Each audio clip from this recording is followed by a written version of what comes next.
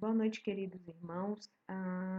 Aqui quem fala é a professora Vanessa e hoje eu vou dar aula sobre o livro de Juízes. Mas antes eu quero orar com você. Abaixe os seus olhos, curve sua cabeça e ore comigo. Senhor Jesus, obrigado, ó Deus, por esse dia. Obrigado porque estamos reunidos, ó Deus, mesmo que à distância. Ó Pai, nós temos a firme convicção, ó Pai, que somos igreja, ó Pai, e que não precisamos de estruturas, não precisamos de um templo para que o seu nome seja adorado, para que o Senhor seja glorificado.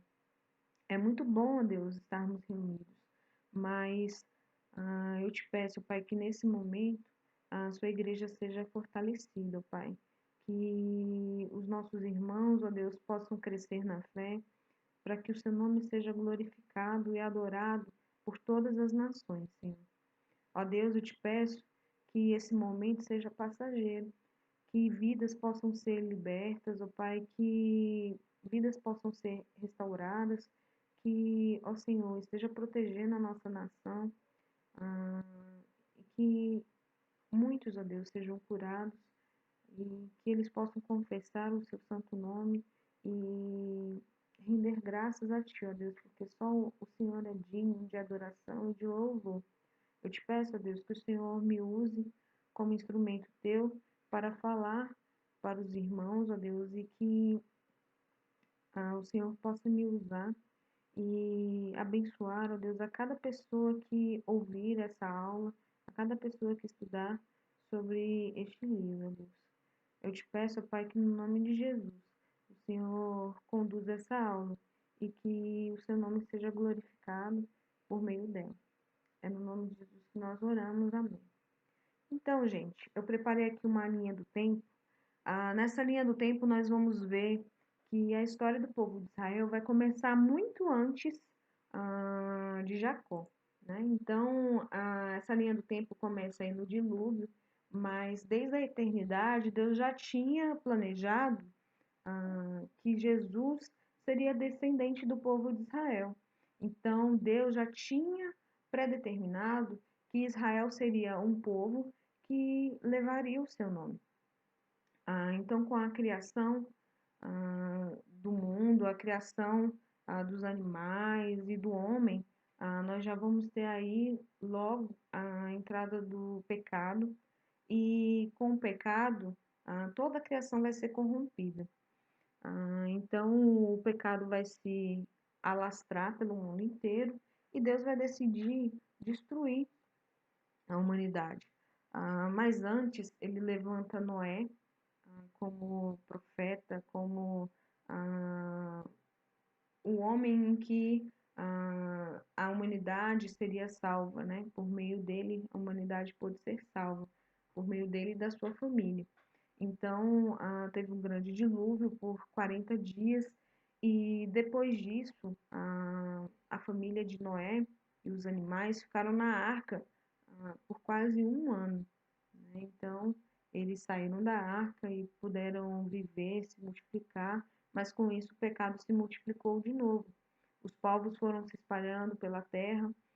Vamos ver que os 3 filhos de Noé vão gerar várias nações.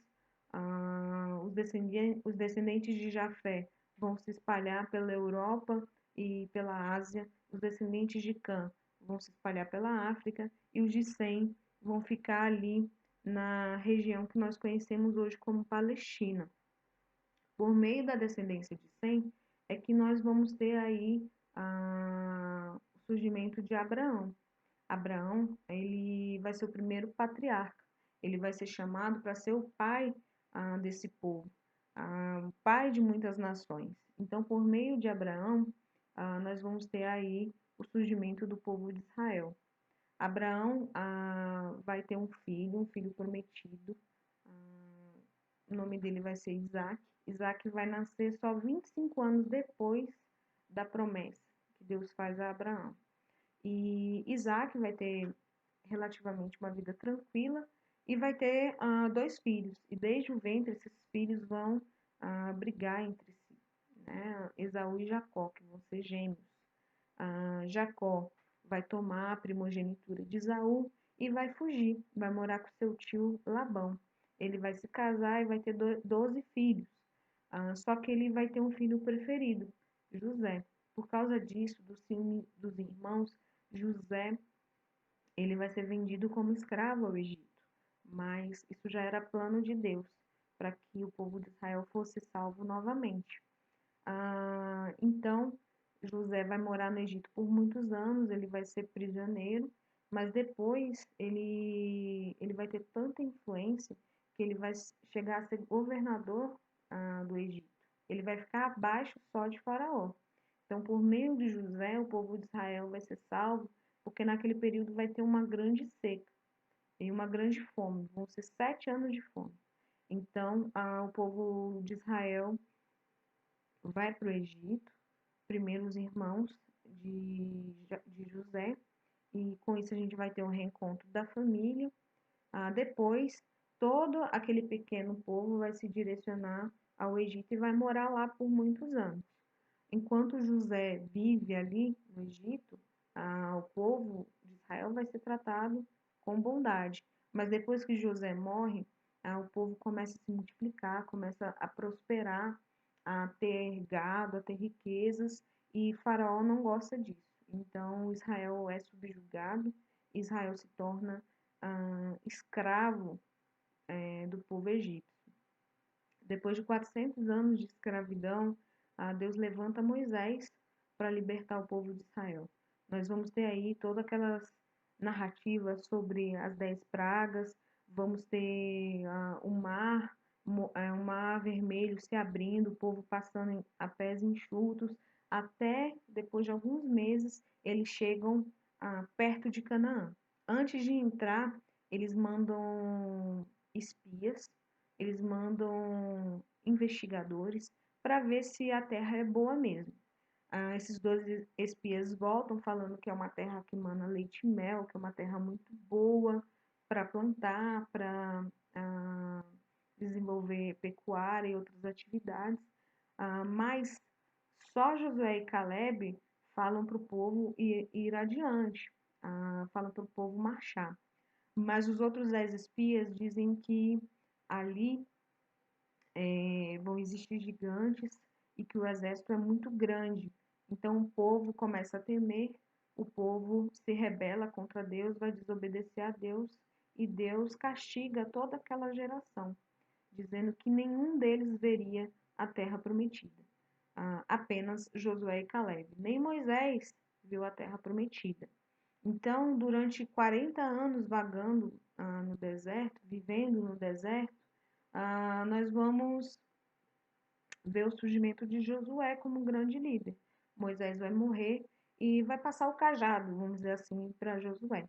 Com Josué é que Israel vai conquistar Canaã. Eles vão ter muitas vitórias, o povo vai se reaproximar de Deus e vão dominar todos aqueles territórios de Canaã. Então é aí que nós vamos ter o período dos juízes.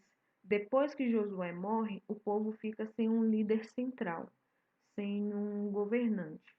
E aí nós vamos ter, na verdade, povos autônomos, povos que vivem suas próprias regras, suas próprias leis. Antes da gente falar sobre essas narrativas, essas histórias, vamos ver alguns aspectos gerais sobre o livro de Juízes. Primeiramente, o livro de Juízes, ele tem esse nome por causa do conteúdo ali registrado.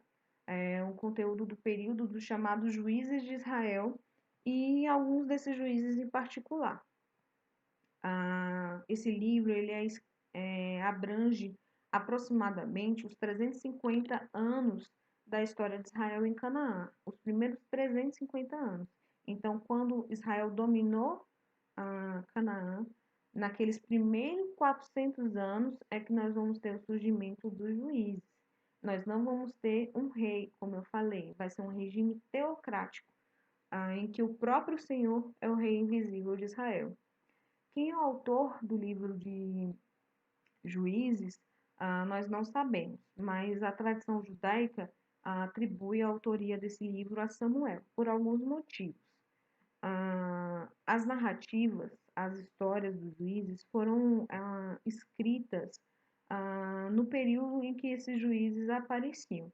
Então, por exemplo, Sansão, ele foi juiz, ele nasceu ali na tribo de Dan. Então, ali mesmo foram escritas as histórias de Sansão e assim, com o surgimento dos juízes, foram sendo escritas as histórias. Mas, quando a gente lê o livro, a gente vê que essas histórias elas foram compiladas por uma pessoa só.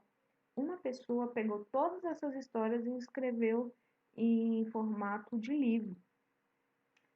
Nós podemos ver isso em Juízes 18:31 e Juízes 20:27.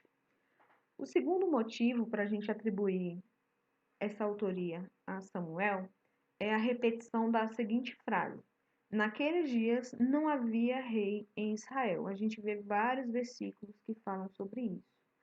Isso quer dizer que a organização do livro foi feita depois do início do reino de Saul.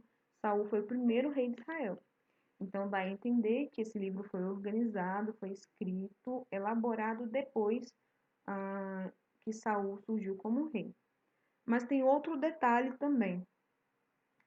Quando Davi começou a reinar, existia um povo ali em Jerusalém que era chamado de Jebuseus.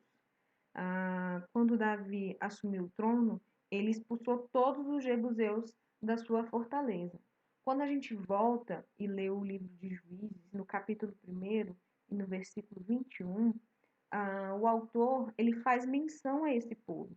Ele diz que os jebuseus viviam ali até hoje. Até hoje quando? Até o dia em que o autor escreveu. Então, esses detalhes mostram para a gente que esse livro foi escrito depois de Saul ter tomado o poder, né, ter se tornado rei, e antes de Davi assumir o trono. Então foi nesse período entre Saul e Davi. Quem era o grande escritor da época? Quem era o grande profeta da época? Era Samuel. Então, por isso, muito provavelmente, Samuel é que foi o autor desse livro. A lição central do livro de Juízes não se preocupa tanto em formar uma corrente histórica, mas em destacar uma lição vital, que é o fracasso do povo de Israel devido à intransigência. Então, a lição central é mostrar que o povo de Israel fracassou devido à apostasia, devido ao abandono da fé. Então, como tudo começou? No primeiro capítulo, nós vamos ver que o povo desobedeceu a Deus. Eles não destruíram e nem ao menos expulsaram o povo de Canaã daqueles territórios. Eles foram abrindo exceções e deixando que os pagãos vivessem entre eles. Então, olha esse mapinha aqui do lado esquerdo.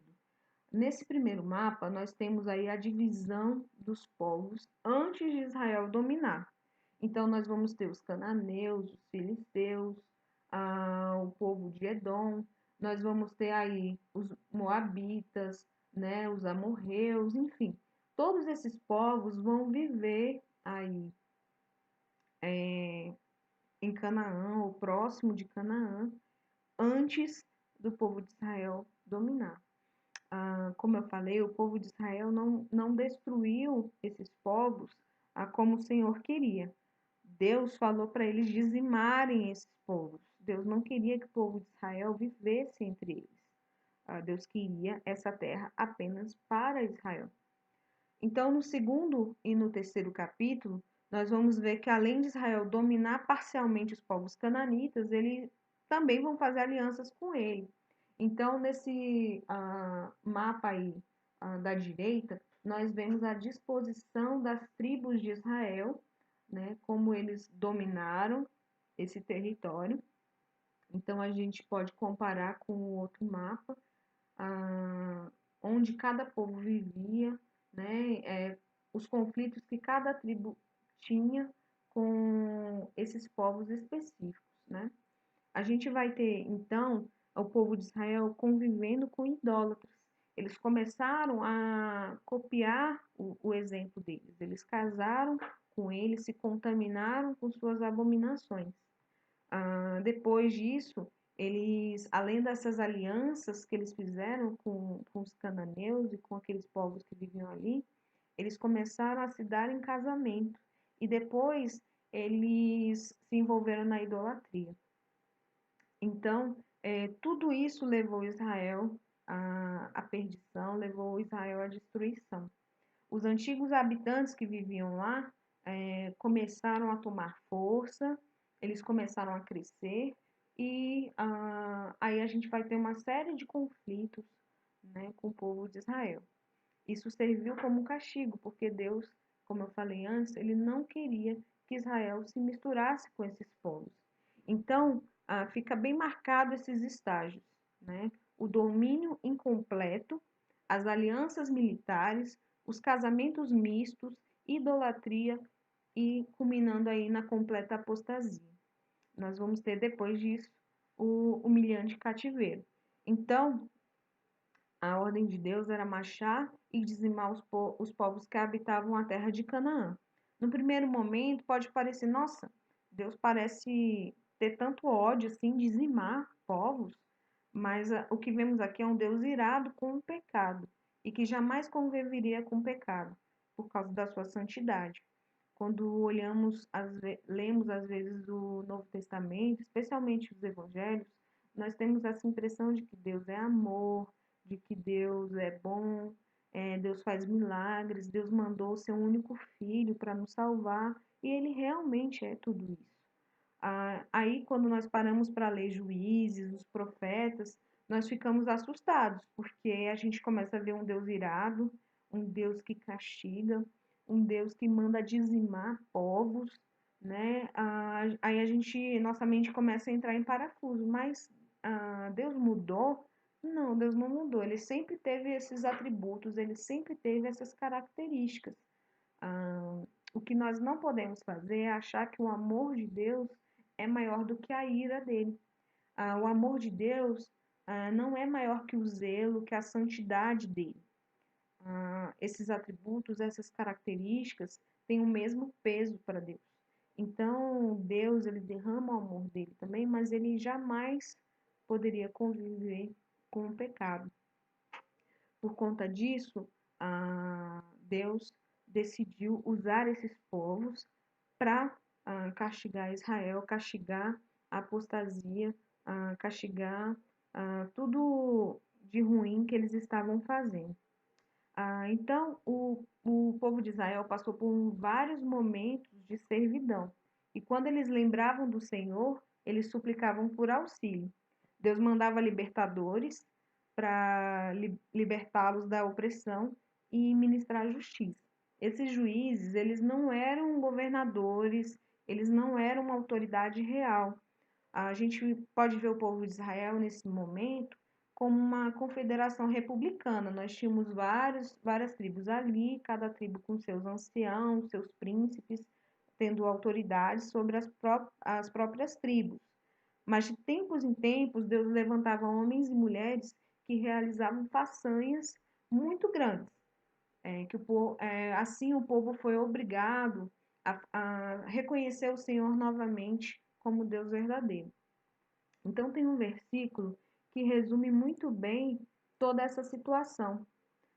Nesse versículo, aí em Juízes 2, 18 e 19, nós lemos que quando o Senhor lhe suscitava juízes, era com o juiz e os livrava das mãos dos seus inimigos, todos os dias daquele juiz, porquanto o Senhor se compadecia deles, antes os seus gemidos, por causa dos que os apertavam e oprimiam.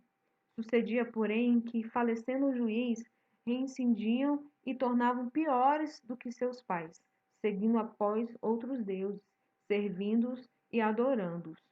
Nada deixavam das suas obras, nem da obstinação dos seus caminhos.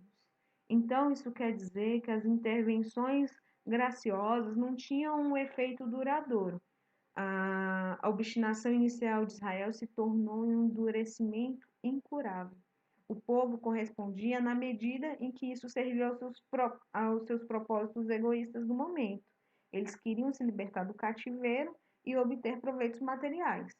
Quando as coisas estavam razoavelmente confortáveis, a traição era declarada contra o Senhor e voltava ao ciclo vicioso de idolatria, enfim. Então, Deus vai levantar aí 12 juízes durante esse período. Nós não vamos falar sobre esses 12 juízes, nós vamos falar apenas sobre 6, porque toda essa história ela vai se concentrar em 6 apostasias, 6 períodos de cativeiro e 6 libertadores, que são esses juízes que nós vamos tratar aqui. São eles: Otiel, Eude, Débora, Gideão, Jefté e Sansão. Então, em toda essa narrativa dos juízes, a gente consegue perceber 4 itens que são comuns a todas essas histórias. O pecado do povo de Israel, o sofrimento que vai vir por causa desse pecado, a súplica pelo auxílio do Senhor e a salvação por meio dos juízes. Então, nós vamos ver aí em todas essas histórias esses 4 elementos e vocês já vão ver aí na medida em que nós formos falando desses juízes. O primeiro juiz, Otiniel, a história é bem curtinha. Ele vai ser o irmão mais novo de Caleb. Nesse tempo, Israel vai ser subjugado por Cusã-Risataim, rei da Mesopotâmia, por 8 anos. Então, Otiniel, ele vai derrotar o rei e a terra vai ter paz por 40 anos. Então, aqui nós podemos ver aquilo que eu falei anteriormente. Aí o pecado, sofrimento, súplica e salvação. Então, essa história de Otiniel está em Juízes 3, de 7 a 10. E qual foi o pecado do povo nesse período? Eles renderam cultos aos Baalins e ao poste ídolo. Por causa disso, eles tiveram sofrimento, que foi a servidão ao rei da Mesopotâmia por 8 anos. Daí eles suplicaram ao Senhor, clamaram, e Deus mandou Otiniel, irmão de Caleb, para libertá-los. Então, a gente vê que esses 4 itens vão se repetindo nesses 6 grandes momentos, né, que nós vamos ver no livro de Juízes. Depois nós vamos ter aí Eude. Eude é o próximo juiz. Ele vai surgir aí quando Israel é subjugado por Eglon, rei de Moabe. Israel vai ficar nas mãos de Moabe por 18 anos. Então Eude foi levantado, né, como responsável por pagar os tributos do povo dele. Eude levou o dinheiro, né, foi em direção ao rei, só que ele tramou uma arapuca para o rei. Ele escondeu uma espada debaixo da roupa. Quando ele chegou na presença do rei, ele disse que tinha um segredo para contar e o rei mandou todo mundo sair. Ele queria saber da fofoca, né? Então, sem aviso prévio, Eude deferiu um golpe na barriga do rei Eglon. Só que a espada foi engolida pela gordura da barriga do rei, porque ele era muito gordo. Depois ele fugiu e os servos do rei acharam estranho a demora, pensaram que Eglon estava lá no banheiro fazendo as necessidades. Depois que os servos cansaram de esperar, eles acharam o rei Eglon morto e caído no chão. Depois disso, o povo de Israel se juntou a Eude e eles mataram mais de 10 mil moabitas. Moabe foi subjugado e a terra teve paz por 80 anos. Então, a gente pode ver nesse próximo slide a mesma coisa. Vemos aí em Juízes 3, 12 a 30, a história de Eude. Vemos que o pecado do povo de Israel foi fazer mal, o que era mal perante o Senhor. Eles sofreram nas mãos de Eglon, serviram por 18 anos. Aí eles suplicaram de novo, clamaram ao Senhor, e Deus levantou Eude, homem canhoto, filho de Gera, benjamita. Então, a próxima juíza que o livro faz menção vai ser a profetisa Débora. Débora, ela vai liderar o povo de Israel num período em que Jabim vai ser o rei de Canaã. Jabim vai oprimir cruelmente o povo de Israel durante 20 anos. A profetisa Débora, ela liderava o povo naquela época. E ela disse a Baraque, que era um guerreiro, que o Senhor ordenou que reunisse 10.000 homens. Disse também que entregaria Cícera e os seus exércitos em suas mãos. Cícera era como se fosse um comandante do exército dos cananeus. Baraque então falou para Débora que só ia para a luta se ela fosse junto. Débora profetizou mais uma vez que Cícera não seria morto por Baraque, mas sim por uma mulher.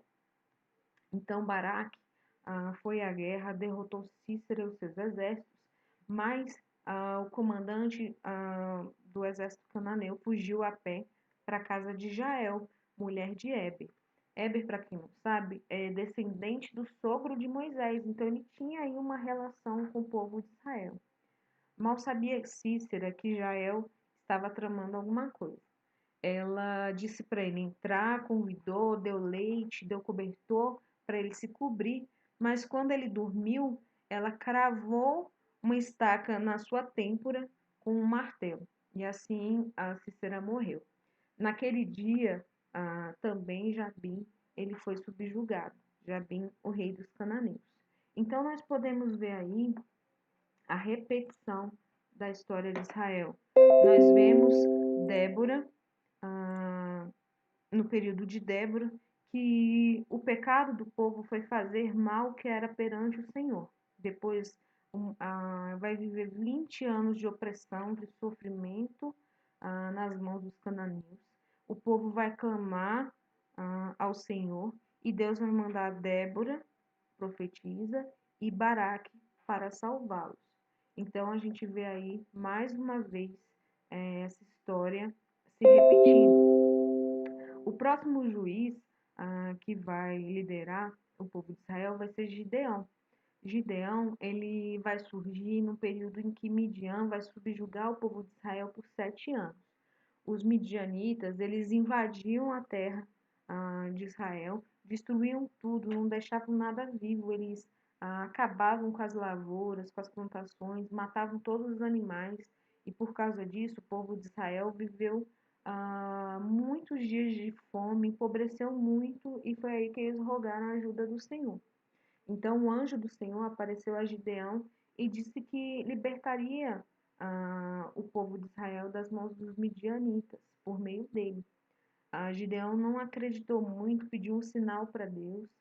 Aí Deus recebeu o holocausto que ele tinha feito, tacou fogo ali no holocausto e Gideão viu que realmente era Deus que estava falando com ele.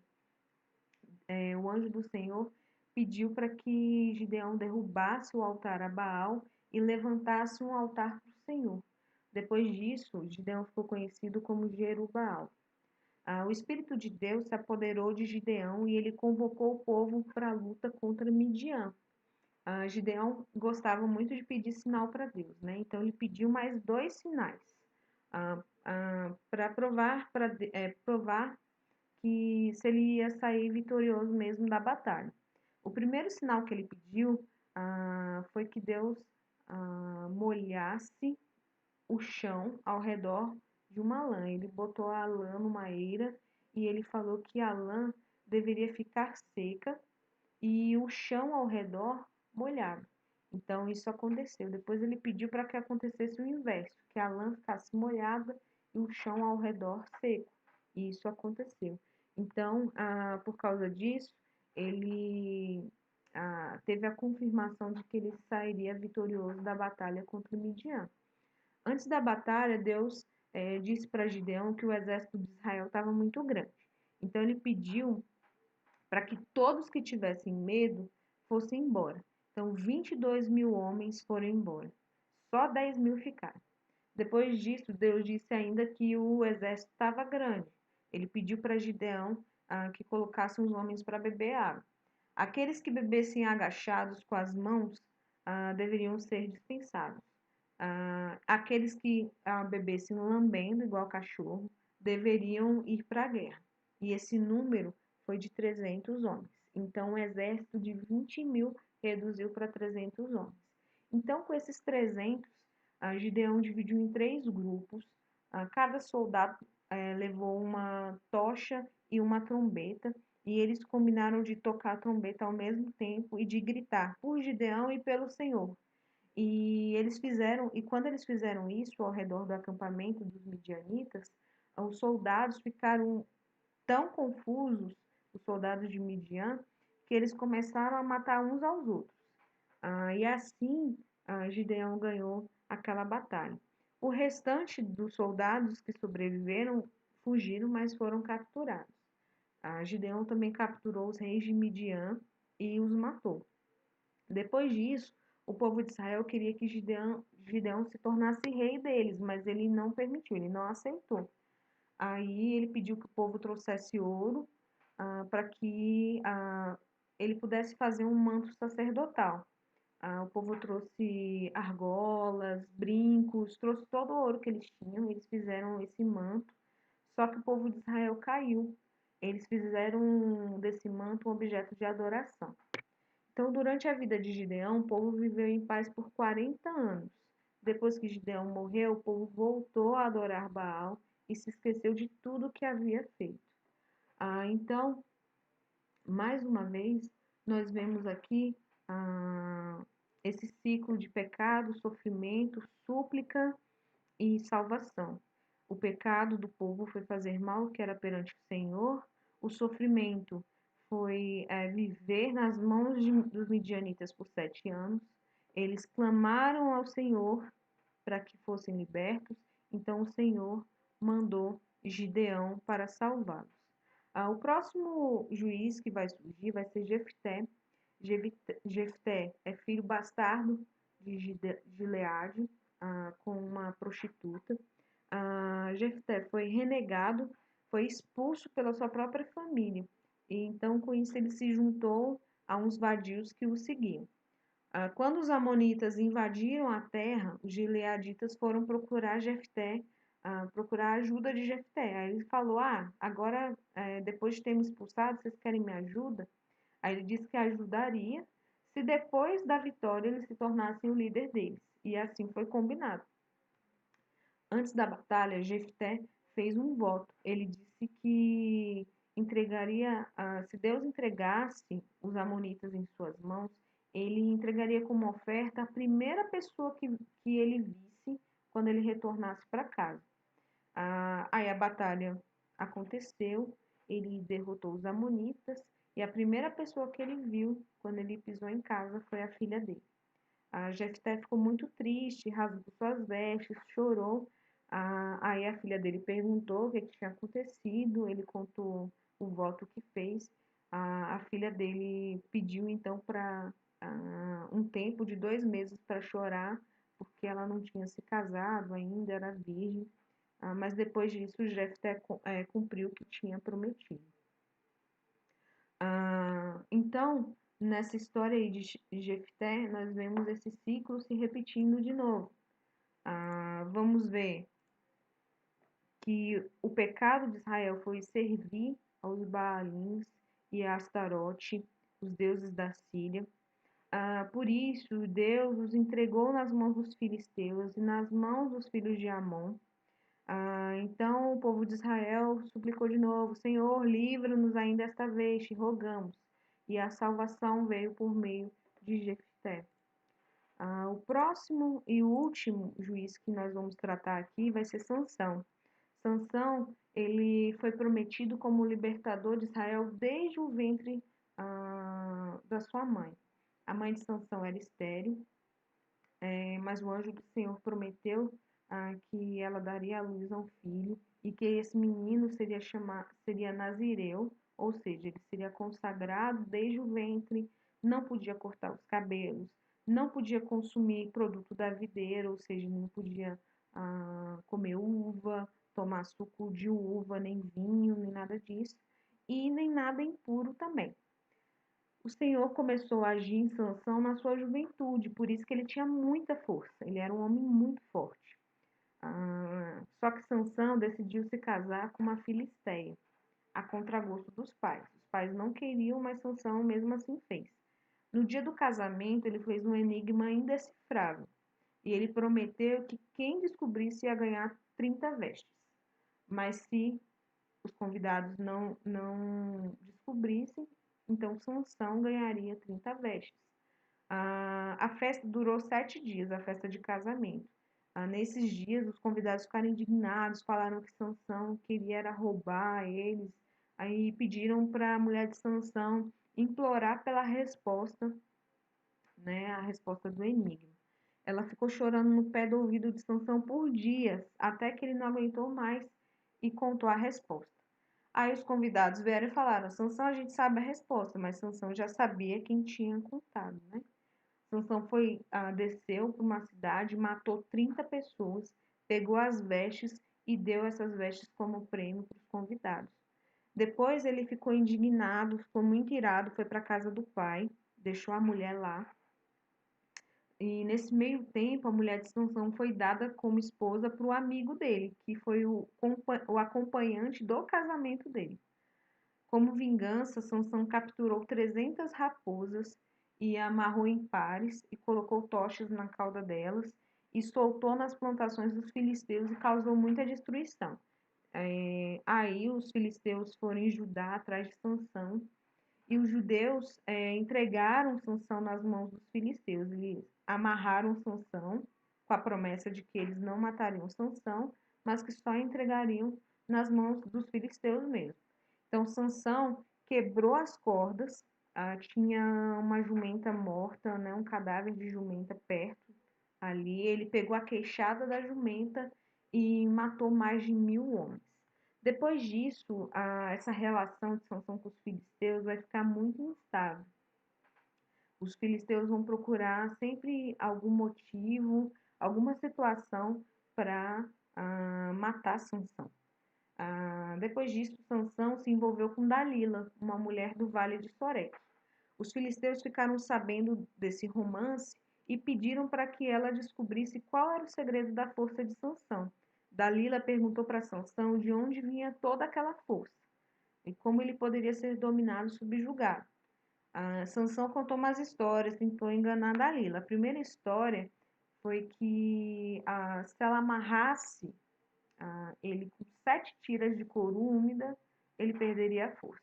Depois ele contou outra história, falou que se amarrasse com cordas novas, cordas que nunca tinham sido usadas, ele perderia a força também. A terceira história foi que ele disse que se ela amarrasse panos nas 7 tranças do cabelo dele e prendesse numa laçadeira, ele perderia a força. Nessas 3 tentativas, Dalila tentou fazer com que Sansão fosse subjugado pelos filisteus, mas ela não conseguiu. Ela falou para Sansão que ele fez ela de boba 3 vezes, que ele não amava ela, e ficou importunando Sansão até ele contar a verdade. A Dalila, eu esqueci de falar, ela foi comprada pelos filisteus, eles prometeram muito dinheiro para ela. Sansão, ele não aguentou mais a importunação e contou o segredo. Ele disse para Dalila que nenhuma navalha tinha passado na cabeça dele, nunca, e que se isso acontecesse, ele perderia a força. Então Dalila cortou os cabelos de Sansão e nesse momento Deus o abandonou. Não por causa do cabelo em si, mas por causa da quebra da promessa que Sansão havia feito com Deus. Sansão foi preso pelos filisteus e seus olhos foram furados. Depois de um tempo, os líderes dos filisteus se reuniram para uma grande festa e pediram para trazer Sansão para entretê-los. Sansão pede para se apoiar nas colunas de sustentação do templo e pede a Deus que lhe dê força mais uma vez. Nessa grande festa no templo, existiam 3.000 pessoas. Quando Sansão empurrou essas colunas de sustentação, o templo desmoronou e todas essas pessoas morreram. Então Sansão matou mais gente em sua morte do que em sua vida. Ele liderou Israel durante 20 anos. Então, para finalizar aí esse ciclo que eu tenho comentado, nós vemos que o pecado de Israel foi fazer o que era mal perante o Senhor. O sofrimento foi ficar nas mãos dos filisteus por 40 anos.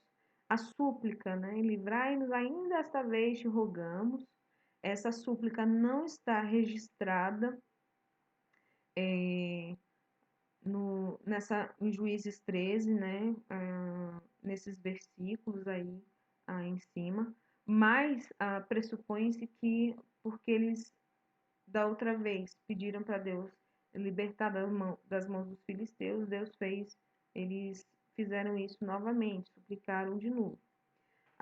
Então, Deus levantou Sansão como juiz para libertar o povo de Israel do poder dos filisteus. Então, com isso, nós vamos ter 6 grandes apostasias, 6 grandes momentos de opressão do povo de Israel e 6 grandes libertadores, que foram todos esses que eu comentei nessa aula. Para finalizar, nós vamos falar sobre a cristologia do livro de Juízes. Todos os livros da Bíblia devem apontar para Cristo. E como nós conseguimos ver isso no livro de Juízes? Primeiro, a falta de um rei ou um líder nacional em Israel para unificá-lo como real nação teocrática. O livro de Juízes é uma preparação para a vinda de Davi, mas também é uma preparação para a vinda do próprio Messias. O segundo ponto é que os juízes sobre os quais veio o Espírito poderiam prenunciar a vinda do Senhor, especialmente na sua função futura como justo juiz, quando ele julgará o seu povo, destruirá os inimigos e vai trazer justiça para todos os povos. Então a gente vê aí que o livro de Juízes, apesar de tratar sobre o fracasso da vida do povo de Israel, ele vai apontar, vai direcionar para Cristo, o que Cristo vai fazer posteriormente pelo seu povo. Então, para concluir, nós podemos entender que se dominarmos o mal de maneira incompleta no início, nós teremos constantes problemas, assim como o povo de Israel teve problemas durante todo esse período. E esse problema mais tarde, em geral, vai acabar nos derrotando, vai acabar fazendo com que nós afastemos da fé, afastemos de Deus. Isso aconteceu com Israel. O povo de Israel não se afastou totalmente do pecado, ficou ali flertando com o pecado, ficou ali vivendo no meio do pecado. E isso causou grande destruição para o povo. Isso serve de lição para as nossas vidas também. Em muitos momentos, nós flertamos com o pecado. Nós achamos que se nós não tirarmos o pecado totalmente da nossa vida, só um pouquinho, deixar ele ali escondidinho, que isso não vai nos fazer mal, mas vai. Isso pode gerar grande destruição. Talvez não destruição como aconteceu com o povo de Israel, que foi fome, pobreza, a opressão pelos inimigos, mas causará destruição espiritual. Então, irmãos, eu espero que essa lição, esse estudo tenha sido proveitoso para a vida de vocês. Eu aprendi muito, ele veio muito a calhar nesse momento em que nós estamos vivendo. Falou muito ao meu coração. E na próxima aula nós vamos tratar só sobre o livro de Ruth. Vai ser uma aula menor, mas essa aula ia ficar muito grande se eu fosse tratar sobre o livro de Ruth. Então eu preferi destinar uma aula só sobre esse livro para a gente esmiuçar, explorar um pouquinho mais e aprender as grandes lições que essa mulher que não era israelita, trouxe como bênção para o povo de Israel posteriormente. Então, a gente se vê lá. Até a próxima aula.